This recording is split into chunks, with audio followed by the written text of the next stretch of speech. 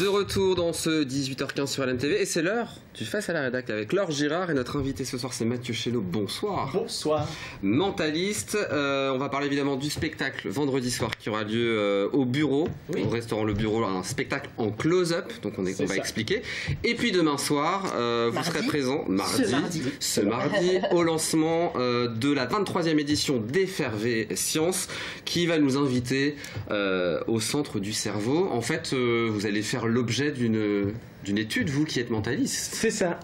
Du coup, on m'a demandé de venir pour effectivement la thématique le cerveau, ça tombait très bien. Hein, cerveau, ça se passe à la Maison pour tous Jean Moulin. C'est ça, Maison pour tous Jean Moulin. Ce sont eux qui organisent. Hein, voilà, exactement. Oui, ça n'a rien à voir. Enfin, c'est pas quelque chose un festival pour vulgariser la science, et donc ça se passe autour du cerveau cette année. Voilà. Exactement. Voilà. Et du coup, c'est une expo qui dure sur 3 semaines, un mois à peu près, et sur cette soirée d'ouverture, du coup, ils m'ont demandé d'intervenir dans le cadre d'une animation pour justement expliquer un petit peu au travers d'expériences ce qu'est un petit peu le mentalisme et en quoi justement le mentalisme peut jouer avec le cerveau, l'esprit et d'essayer de comprendre au travers, peut-être on rentrera dans les détails après des choses, mais les micro-expressions, la psychologie. Alors justement, voilà. Parce que en fait vous êtes un sujet d'étude des mécanismes du cerveau, c'est ça? Ou plutôt vous étudiez quand vous faites du mentalisme les mécanismes du cerveau? Oui, alors en fait le mentalisme c'est un peu vaste, on met un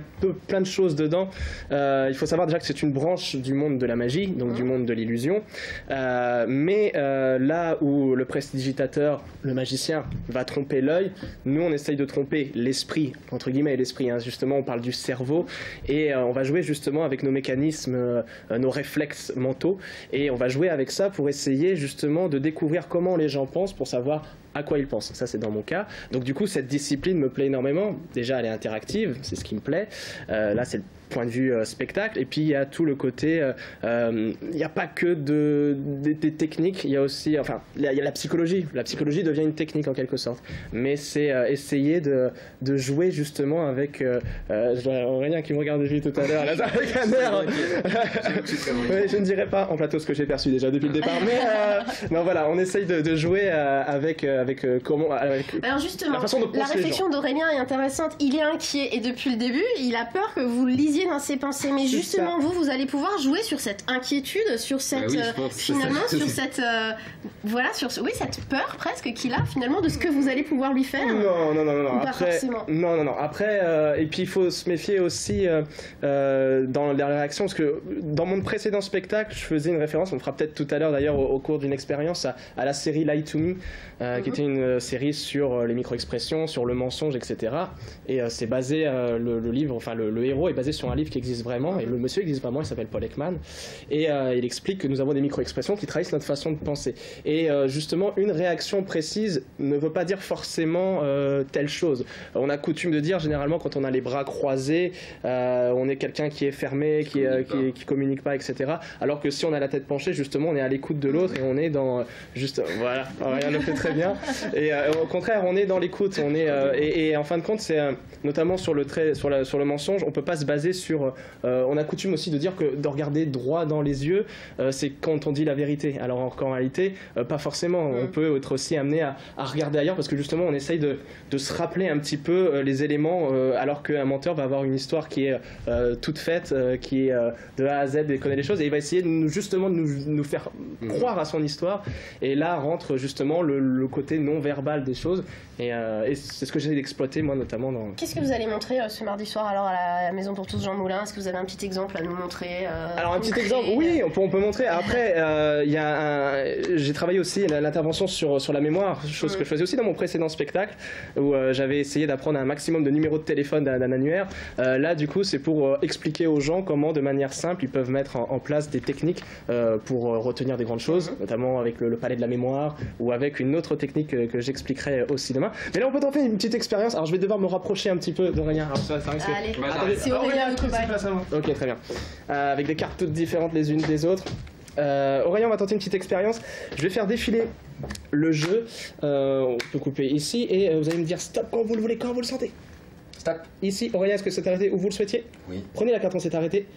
Vous la regardez, vous ne la montrez surtout pas à l'or ni à la caméra, vous le gardez pour vous. Ok, et vous la remettez n'importe où dans le jeu.